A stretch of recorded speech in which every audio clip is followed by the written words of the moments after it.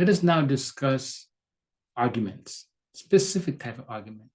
I want to look at inductive argument, deductive argument, and abstract argument. These are the most general type of argument you encounter in schools and in life. I want to begin with inductive argument. It is perhaps the most common, most popular argument around, and you probably use it every day, but didn't have a name for it. Then we'll focus on deductive argument and abstract argument. I want to be able to compare and contrast these arguments. I want to begin with inductive argument because it is the most common sense and approachable argument. So I want to present these arguments as if you were about to construct an argument. All right, you're going to make an argument, deploy it to someone. All right, you want to convince someone that something is probably true. All the premises says that thing is likely to be true. The first thing we think about, I don't want something likely to be true because we want something definitely true. That's not the way reality works. In reality, there are many things that are only likely true, and we use that, we live with that every day. For example, the weather. Is it going to rain today? Maybe, maybe not. If it's a cloud in the sky, there's a probability, a likelihood. When the meteorologists say there's a 60% chance of rain today, they're using inductive reasoning. Of course, they have a lot of support, a lot of computer data to make that claim, but it's still inductive reasoning. And then you, from hearing that statement, will believe it's going to rain today. The belief concept is an inductive notion. It's likely because there's evidence supporting that. So when you understand the nature of the truth you're working with, then you're going to select the type of argument you want. If it's something like the weather, or if it's something like on Wall Street, when you're making predictions on Wall Street and people are making millions this way, those are inductive reasoning propositions there. You don't get to make it to be facts, okay? So you're going to construct an argument in which no matter how true the premises are, the conclusion is only likely to be true. That is induction. That's induction. And how do these arguments work? All right.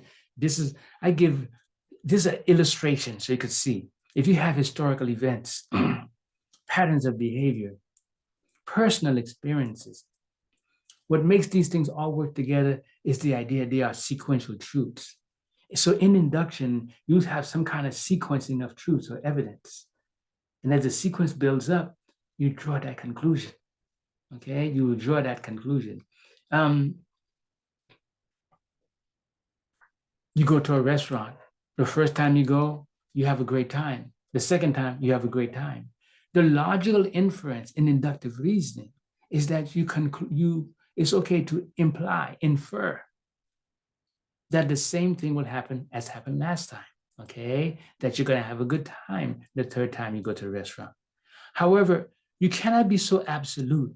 If you say, I'm definitely going to have a good time, you've gone too far because there's no evidence for that. In inductive argument, we have what is known as the soft landing. I might have a good time. All right? Your favorite football team, let's say the Miami Dolphins. They won the first game of the season, the second game of the season, the third game of the season. Now they're about to play the fourth game of the season. Okay, what should you think? Given the historical events here, you should believe they're going to win. Believe. If you say they're definitely going to win, you've gone too far. Now I know as a team, if that's your favorite team, you're always going to want to hold that you know they're going to win. That is okay. You could be that team cheer, but logically, you have a strong belief they're going to win because they've been winning the previous games, okay? So if you go too far, you've gone beyond the limits of an inductive argument, it becomes a bad argument. The inductive arguments must have soft landings, okay? If the sequencing is true, the conclusion is likely to be true. Here's a typical example. You're walking along and you see some white swans, and then you infer the next one we see should be white. Notice the word should. Why don't you just say it's going to be white? Because you have no evidence on that.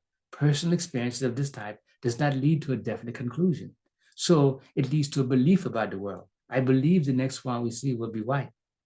Once you use the word belief, it's a probabilistic concept.